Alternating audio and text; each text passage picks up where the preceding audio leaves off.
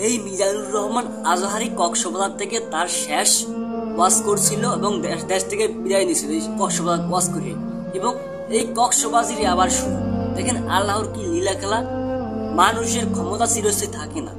যে আজহারি দেশ থেকে পলাতক ছিল, পারলে মালয়েশিয়া থেকে তাকে টানিয়ে আনতো, এখন তারাই দেশ থেকে পলাতক, তারাই দেশে এখন নাই।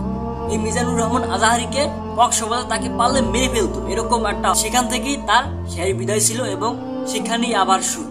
এই যে দেখছেন গত 2-3 দিন আগের মাহফিল 27 তারিখের কি পরিমাণ লোক হয়েছে, 15 লক্ষ মানুষ, একজন আর দুইজন না, এরকম লোক সারা বিশ্বের কোনো সময় কোনো জায়গায় হয় না, যেই পরিমাণ লোক হয়েছে কক্সবাজার। আর এই ওয়াজটা যদি হইতো যে কোনো শহরের মধ্যে, এটা হয়েছে একটা গ্রাম অঞ্চলে, প্রাত্যন অঞ্চলে, যদি শহরের মধ্যে হতো তাহলে বোঝেন কি পরিমাণ হতো।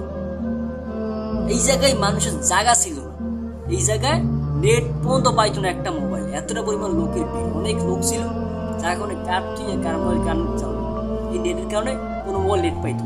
বিচারের মালিক একমাত্র আল্লাহ তাআলা, কার কখন কোন সময় বিচার করবে সেটা আল্লাহ তাআলাই ভালো জানে। আল্লাহ তাআলা ছাড়টা কিন্তু ছেড়ে দেয় না। এই যে দেখেন স্বৈরাচার দেশ থেকে পালাইছে, বেশি পরিমাণ অন্যায় করে ফেলাইছে, বেশি পরিমাণ পাপ করে ফেলাইছে, পাপের এতটা পরিমাণ বোঝা ভারী হয়ে গেছে যা সে দুনিয়া থেকে তাড়াতাড়ি হয়েছে দেশ থেকে। পাপ পাপ কেউ ছাড়ে না, তো জানেন